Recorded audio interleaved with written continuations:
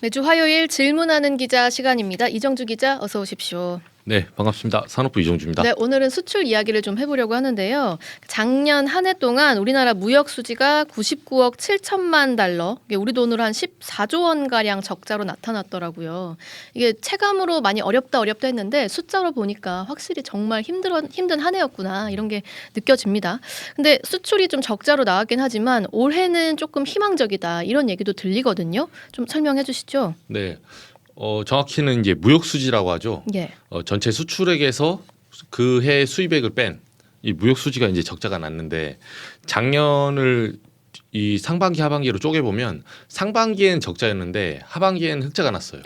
조금씩 네. 좋아지고 있는 상황인 네네. 거네요. 그래서 총합을 하면 음. 이제 14조 정도 적자가 났는데 현재 우상향 그러니까 상승 추세니까 올해는 올해 이제 상반기 하반기까지 좀 더 좋아질 것이다 이런 얘기가 나오고 있습니다. 그 요인이 이제 반도체가 좀 살아나고 있다. 저점 바닥을 찍고 올라가고 있다라고 하는데 그 영향이 맞습니까? 네, 아무래도 우리나라가 이제 반도체 주력 수출 품목이잖아요. 네. 이 영향이 가장 컸고 지표상으로는 반도체 수출이 작년 6월 그러니까 작년 초부터 22년 겨울부터 단가가 내려가기 시작해서 네. 우리가 바닥을 찍고 현재는 턴어라운드를 했어요. 음. 그 상승하는 동안인데 이 수출은 이제 반도체 영역이 있고 수입에서는 에너지 위기가 한 번 있었잖아요. 예. 우크라이나 사태를 통해서 음. 러시아가 유럽으로 가는 가스의 밸브를 잠궜어요. 그렇죠. 그러다 보니까 가스 가격이 폭등했죠. 예.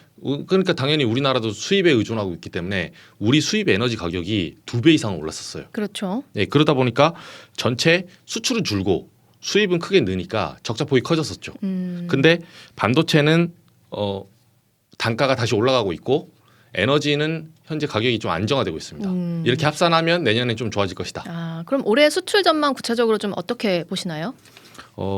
이 전문가들한테 이제 물어보니까요. 두 가지 단어를 얘기해 주더라고요. 하나는 상저하고 네. 상반기에는 저점이고 하반기에는 고 올라갈 것이다. 또는 상저하중. 중. 네, 이제 하반기에 사실은 작년이죠. 2023년을 상저하고로 예측하는 전문가들이 많았어요. 네네. 그런데 수치상으로 보면 마이너스 10에서 마이너스 1로 오면 당연히 이게 고라고 말할 수 있겠지만 올라가긴 했지만. 네, 사람들이 느끼기엔 적자는 적자잖아요. 그렇죠. 이게 흑자는 아니다 보니까 아무래도 전문가들도 좀 조심스러운 측면이 있더라고요. 예. 그래서 상저 하중 또는 상저하고 이렇게 예상을 했는데 그 김광석 한국경제산업연구원 경제연구실장 인서트 한번 들어보시죠.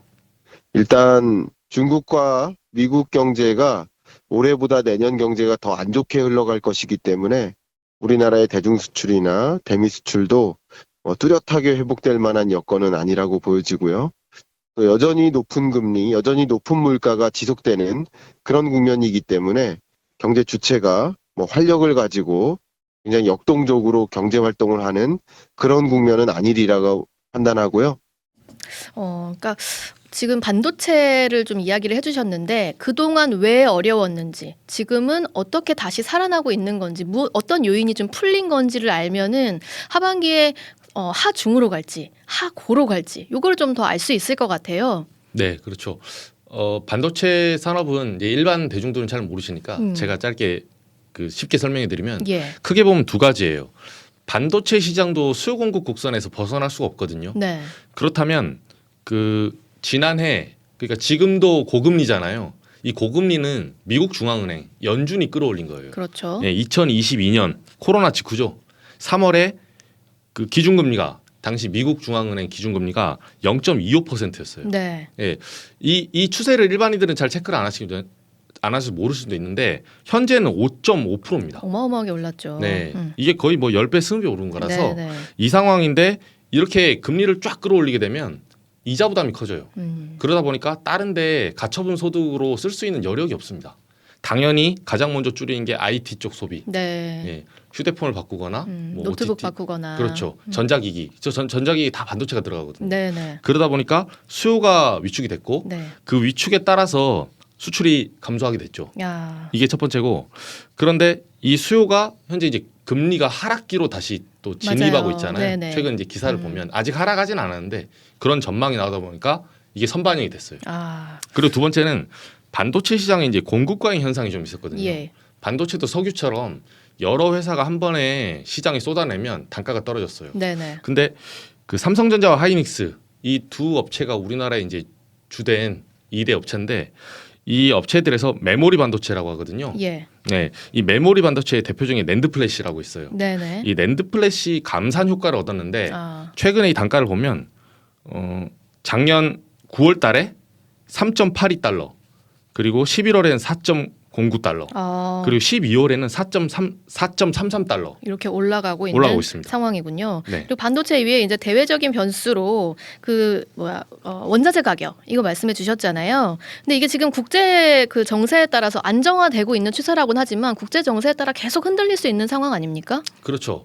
대표적으로 이스라엘 하마스 사태 네. 그 전쟁 그 문제가 한번 있어가지고 배럴당 100불이 한번 뚫기도 했다가 예. 다시 또 60달러대로 또 내려왔어요. 맞아요. 근데 최근에는 또 홍해 사태 때문에 아. 다시 또 유가가 흔들렸거든요. 예. 그래서 국제 정세에 따른 그 에너지 원자재 가격 사실 이 부분은 예측이 불가능하다고 전문가들이 지적하더라고요. 그리고 여기에다가 지금 전쟁 이야기도 말씀해 주셨지만 중국 경기가 또 우리한테 큰 변수거든요. 그렇죠. 중국은 어차피 세계의 어떤 시장이라 불리잖아요. 우리나라도 뗄래야 뗄 수가 없는데 현재 외신에 따르면 중국이 그 성장률을 아직 발표는 안 했어요.